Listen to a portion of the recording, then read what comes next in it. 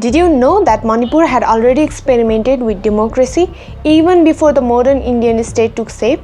In 1947, as British India was being partitioned, Manipur was not just another princely state waiting for direction. It adopted its own constitution, the Manipur State Constitution Act of 1947. Soon after, in 1948, elections were held, an elected legislative assembly was formed, and a council of ministers began functioning. For many historians and political observers, this moment is crucial because it suggests that Manipur was not simply a passive territory, it was actively shaping itself into a constitutional representative system. This is where the debate begins. In September 1949, the ruler of Manipur, Maharaja Bodha Chandra, was summoned to Shillong.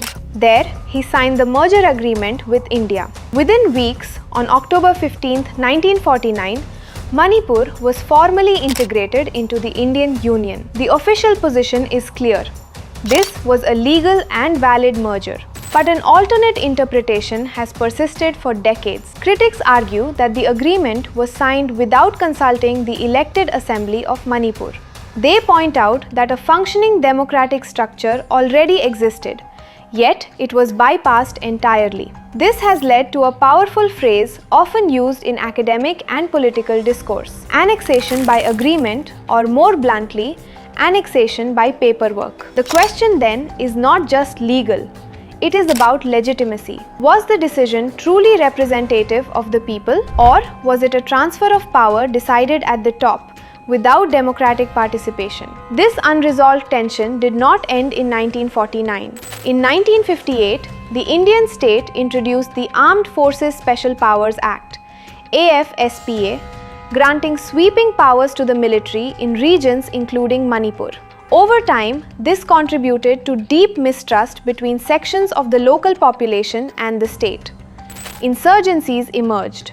Civilian grievances intensified. And today, decades later, Manipur continues to face internal fractures.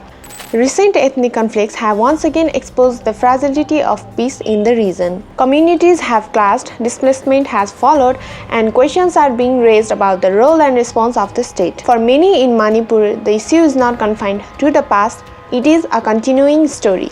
A story that begins with the constitution in 1947, moves through a controversial merger in 1949, and extends into a present where identity, autonomy, and trust remain deeply contested. So, when we ask what Manipur is today, we are also inevitably asking what it once was, and whether that past was ever fully acknowledged.